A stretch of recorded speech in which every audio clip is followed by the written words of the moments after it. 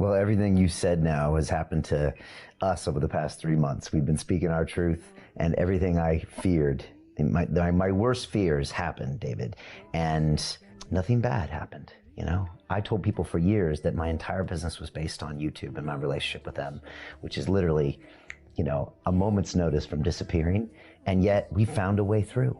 We found a way to keep putting out these messages, and we found all of these allies along the way. And I found all of these people that say horrible things on social media about us, but we've realized that it's actually not so scary.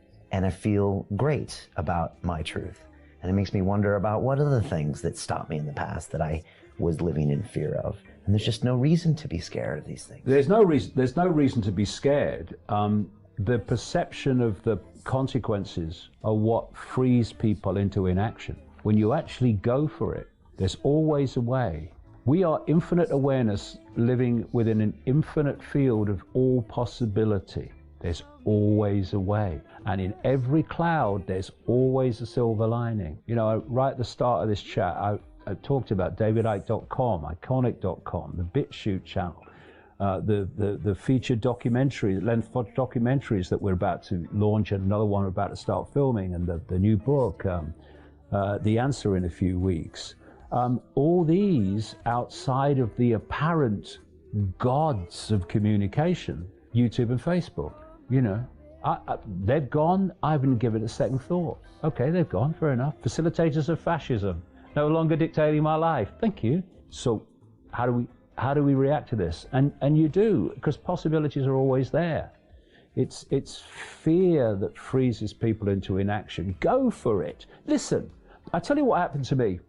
When I had my awakening, my massive, explosive awakening in the very early 1990s, and I was ridiculed and massive. I mean, you know, historic levels of ridicule I went through then.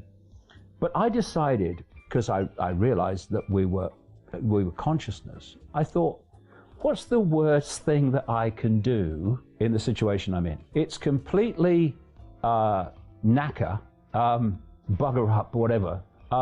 One brief life experience called human. That's the worst that can happen. So I'm going for it. And if you'd have said to someone in 1991, 92, 93, 94, 95, that this guy would be doing what I'm doing now, with enormous numbers of people actually looking at it with interest, they'd have laughed at you. What, Ike? He's finished, man. Done. Boom, boom, boom. Keep going. Keep going, keep going. And if what you're saying has validity, it will be shown to be so. If you speak your truth, and the rest will take care of itself.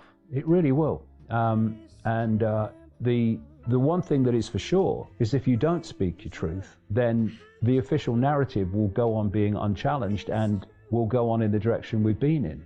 Time to speak your truth. What's the worst that can happen? What's the worst that can happen? You know?